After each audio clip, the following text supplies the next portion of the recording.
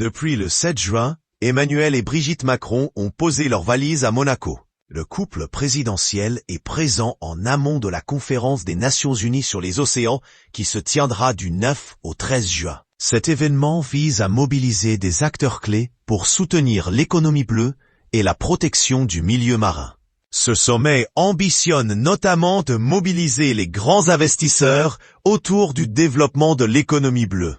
En attendant l'ouverture officielle, le couple présidentiel a été reçu ce dimanche 8 juin par le prince Albert de Monaco et la princesse Charlène, à l'occasion d'un dîner d'État organisé au Palais Princier. Alice Belaïdi réalise enfin un rêve de longue date, décrocher un rôle musclé dans un film d'action. Elle prête ses traits à une policière résolue, plongée dans une enquête mêlée à des rivalités de gangs marseillais. À ses côtés, le champion de MMA Cyril Gane joue un rôle clé. Le 28 mai, tous deux étaient invités sur le plateau de Quotidien pour évoquer ce projet. Avec humour, l'actrice a lancé « Ça faisait tellement longtemps que j'avais envie de me bagarrer ». Si l'expérience était attendue pour elle, elle s'est révélée plus intense que prévu pour Cyril Gane, novice au cinéma.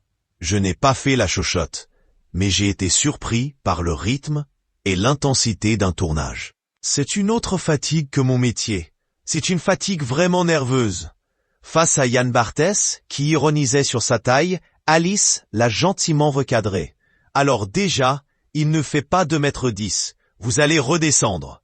Ce à quoi le principal intéressé a précisé 1,95 m.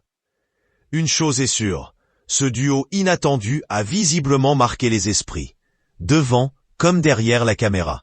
Alors qu'il prononçait un discours en l'honneur de son invité, le prince Albert de Monaco a été contraint de s'interrompre.